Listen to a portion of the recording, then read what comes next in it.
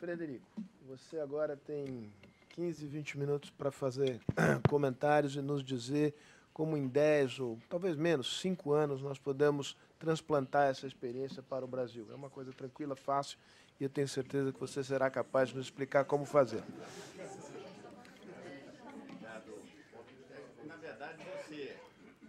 Alô, alô. Tá. Depois de a gente ver essa apresentação que nos encanta, talvez nós só pudéssemos, emprestando aquela marca, a bandeira de uma marca esportiva, dizer, just do it. Tá fácil, é isso que você está pedindo, né? Eu quero começar por dizer o seguinte, eu, particularmente, sou muito fã da Holanda. Então, eu já vou declarando logo o viés. A Holanda e o Japão, para mim, eram um país que, naturalmente, não tinham como existir, portanto, é um esforço, é uma criação própria. Isso eu acho que é admirável. Eu sou fã do Porto, fiz treinamentos lá e visitei inúmeras vezes, e sou fã do modelo. Tá lá. Então, já declaro isso inicialmente. E a pergunta imediata, no sentido de responder um pouco, tentar responder aqui o que o Sérgio diz, é uma frase que eu uso com frequência em apresentações no artigo. Por que o óbvio não acontece? Essa é a nossa dificuldade.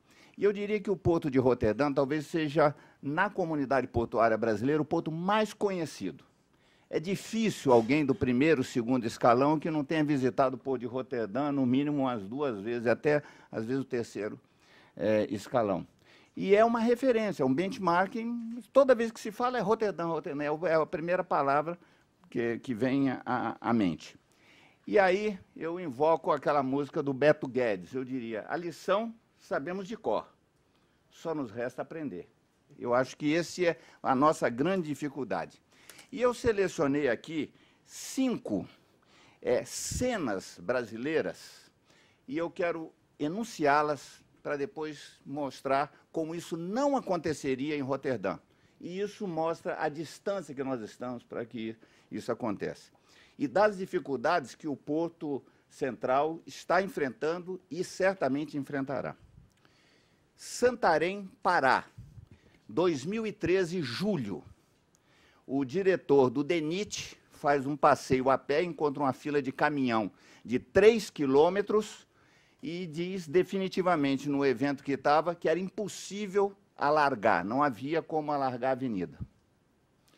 No dia seguinte, o prefeito municipal baixou como em Cubatão um decreto proibindo a circulação de caminhões. Alguns meses depois, o Ministério dos Transportes bota em licitação um conjunto de terminais que iria quintuplicar a movimentação do porto. Várias pessoas aqui sabem exatamente do que eu estou falando. Cena 2, Itajaí, em Santa Catarina, que tem frequentes enchentes, como Roterdã enfrenta, aliás, a Holanda enfrenta periodicamente essas intempéries, né? Aliás, do lado do Porto tem aquele museu que mostra a grande enchente de 54, que, aliás, é uma das coisas que me encanta na Holanda. Eu diria que talvez, em muitos aspectos, seja o mais brasileiro dos países europeus. A identidade com o povo, eu diria, mais, em alguns casos, do que os portugueses. Essa solidariedade, alegria, o futebol, né? Tudo isso. E nessa enchente que eles tiveram lá em 54, faz bem lembrar Itajaí 2008 e 2011. Mas o que eu quero destacar não é a solidariedade que a gente sempre vê. Aliás, agora, no caso de Chapecó também. É que, tendo caído o berço e tendo um projeto que era para reconstruir com o pilar de um determinado tamanho, acho que eram 23, 25 metros, vem um ministro, uma ministra de Brasília, e diz que não, com 18 é suficiente. É construído com 18, 3 anos depois, cai de novo. Em Santos, aqui ao lado, eu não vou dizer o nome da empresa, existe uma empresa devedora há quase 20 anos. Não paga a autoridade, né? E foi para a justiça, perde. Isso tudo passa por baixo e agora nós entramos numa fase de arbitragem. onde a administração portuária ela é uma parte da ação. 31 de agosto de 2013, Santos, várias pessoas aqui estiveram na audiência pública dos terminais no Porto de Santos. O diretor da APM Terminals faz, ao final, a seguinte pergunta: o edital pede que vocês me deem, exigem eficiência no terminal. Nós sabemos como operar, operamos no mundo inteiro e tudo isso aí. Eu quero saber se vocês conseguem garantir que a carga chegue no meu terminal eficientemente. Sem resposta. Várias pessoas aqui ouviram essa cena que eu estou falando. São Sebastião, 2013, depois de 4 anos do desenvolvimento de um projeto, de mais de 150 debates com a população, reunião, o IBAMA concede a licença prévia para a expansão do Porto de São Sebastião. Alguns meses depois, um juiz suspende a licença que está suspensa até hoje. Dentro de poucos dias, tivemos alguns, vamos ter de novo, leilões de arrendamentos portuários. Os últimos deram deserto, não apareceu interessado. Mas, se for bem sucedido, o critério de julgamento será por maior outorga. Dinheiro que vai para onde? Para o porto? Não. Para a infraestrutura? Não. Para a cidade? Não. Vai para o caixa único do governo federal. Essas cenas brasileiras, eu diria, daquilo que eu conheço de Roterdã, que jamais aconteceriam lá em Roterdã. E por que não acontece lá em Roterdã?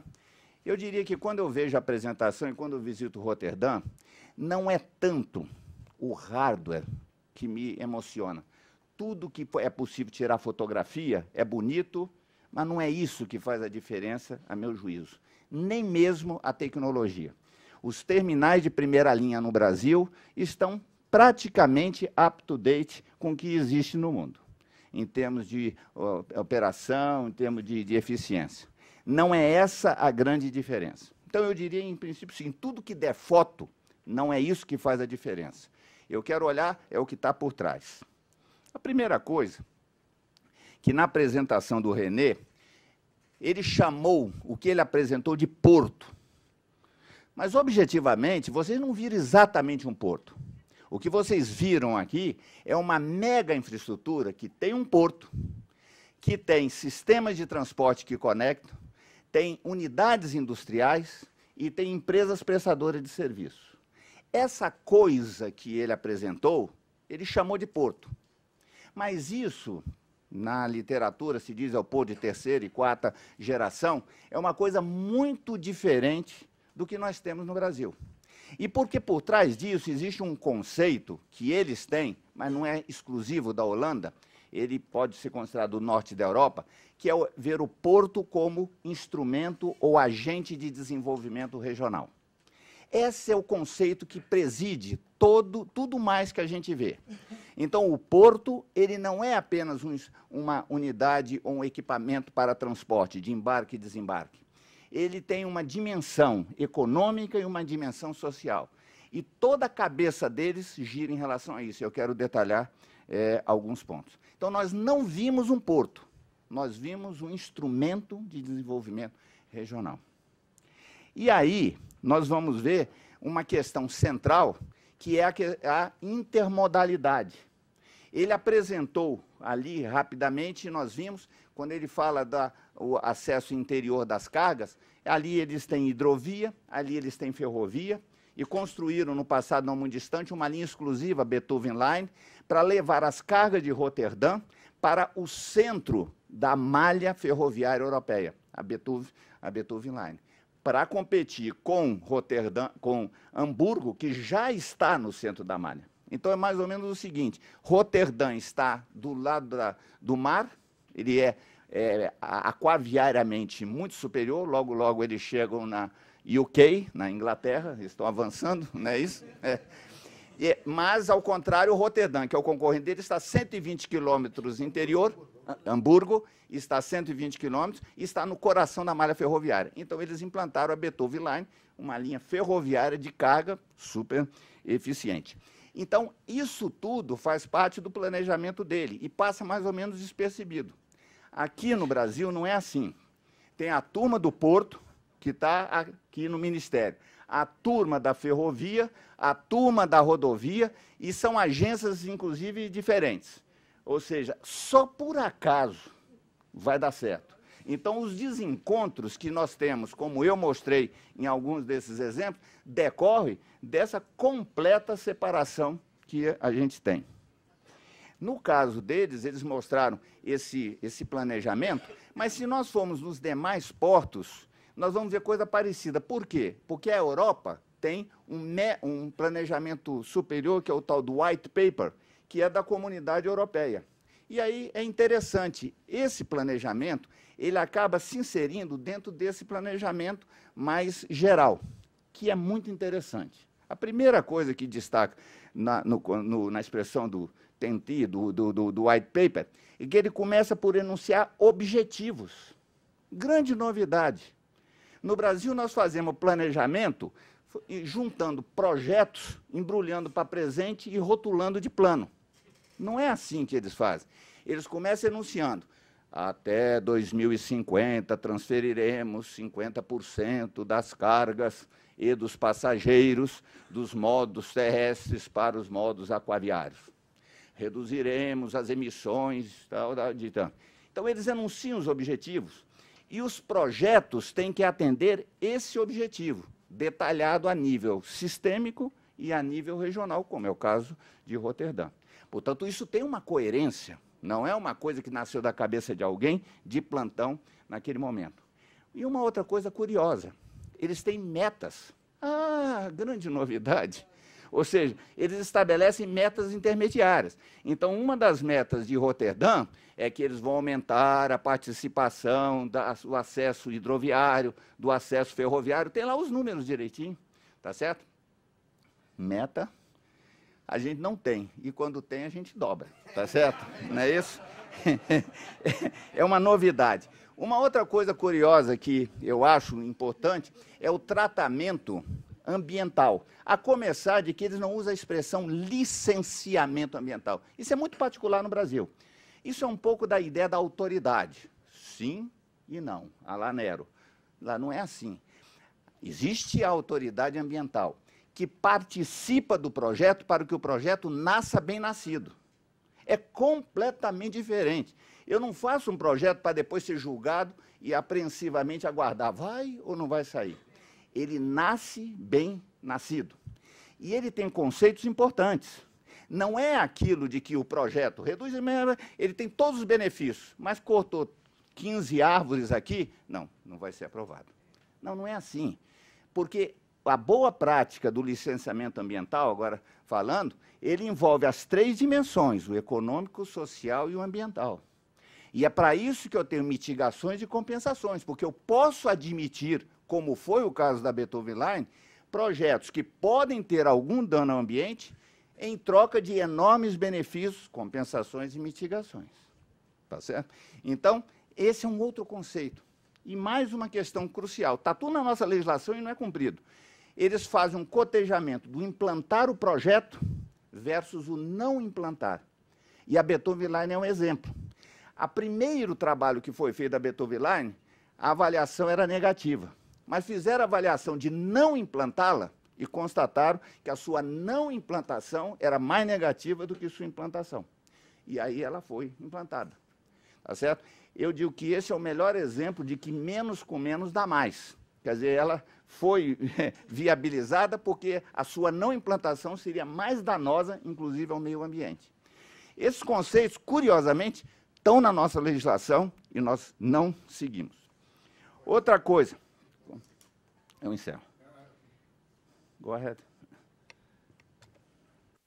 If you Se você permitir que eu faça um comentário para refletir sobre o meio ambiente e a natureza, porque você está muito bem informado sobre isso, sobre Roterdã, muito legal ouvir a sua opinião, mas eu quero compartilhar que esse equilíbrio entre a economia e o crescimento e o ambiente e sustentabilidade e natureza, esse equilíbrio é super importante para o porto, porque isso é ter a licença para operar agora e ter a licença para crescer, passar para o futuro. Então, o porto é parte da comunidade, essencialmente de uma rede da sociedade. Então, você pode desenvolver os portos apenas se essas licenças operam e crescem devidamente implantadas. Então, o que você colocou é que nós concordamos totalmente com você. O que eu quero adicionar é que, se você começar o desenvolvimento no porto, se você pegar a sustentabilidade e o meio ambiente desde a primeira parte do evento, da primeira parte do projeto, vai ser muito bom, porque você vai ter a capacidade de implantar de uma maneira interessante nas suas plantas desde o início e não vai custar mais dinheiro para você. Na verdade, vai melhorar a qualidade do seu projeto. A experiência que nós tivemos em outros portos mostra que você tem que manter e continuadamente andando naquela direção. O porto é parte de um sistema maior, então você tem que olhar todas as partes interessadas, porque as licenças têm que haver. Eu tenho mais só dois pontos. Esse era um próximo passo que eu ia mencionar, é a chamada relação porto-cidade. Esse projeto não é só com o meio ambiente, é também com o tecido urbano e com a vida comunitária, que, aliás, é um dos temas que foi muito enfatizado nesse último relatório da European Seaport Organization, tratando de governabilidade, ou seja, eles estão pensando o próximo século da autoridade portuária. Tem 7 séculos atrás e eles estão pensando mais um século à frente. Isso também faz diferença. E o último ponto, e nessa questão do porto-cidade, é curioso, porque no Brasil nós temos o plano de desenvolvimento do porto e o plano diretor da cidade. Apesar de cada um ter um capítulo que fala do outro, eles jamais são sintônicos, tá certo? E você tem a tribo que fala da mobilidade e a tribo que fala da logística. Tem a literatura da mobilidade e a literatura da logística. A legislação da mobilidade e a legislação da logística. Os eventos de um e o evento de outro. Ou seja, essas coisas são absolutamente dependentes. No caso de Santos, por exemplo, chega a ter, normalmente tem 9, 10 mil caminhões, mas pode chegar a 12 mil. Esse tema não é relevante na elaboração do plano de mobilidade, tá certo? Quer dizer, isso é uma fila que pode dar 400 quilômetros diariamente. Mas não, esse a turma da mobilidade vai pensar na bicicleta, né? É coisa separada. E a última questão, que me parece o ponto mais importante, que eu diria, e a grande diferença, não é só de Roterdã, eu diria, hoje é do modelo, ele usou a expressão do landlord port. Isso é uma questão que é um substantivo próprio, que tem por trás disso um enorme conceito. Isso tem desde o século XIII, esse conceito vem sendo desenvolvido. Hoje, os grandes portos de referência, mais de 85% dos portos no mundo são modelo com variações do chamado landlord port. E o que é esse landlord port? Esse landlord port é um porto descentralizado. E aí ele mencionou que é um porto de gestão municipal. No Brasil nós temos o porto de Itajaí, que é uma gestão municipal, um porto de sucesso, né? Mas não é seguido, né? Não é coisa. Esse é o modelo de Roterdã e de todas no Mar do Norte, onde nasceu esse conceito, as cidades hanseáticas. Esse era o conceito, tudo descentralizado. E o porto era um instrumento da cidade se desenvolver, como bem o René enfatizou agora.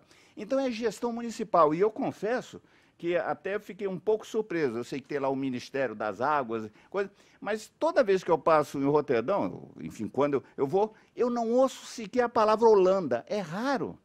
Tudo é Roterdã, tudo se resolve lá. E esse modelo do landlord, da gestão local, eu acredito muito nesse modelo.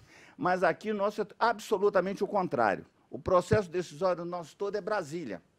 Tudo vai para Brasília, tudo se centraliza em Brasília.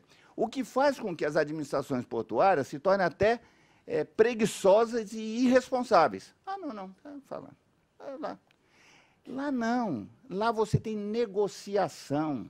Né? Eu acompanhei, por exemplo, o terminal de frutas, a negociação, um período.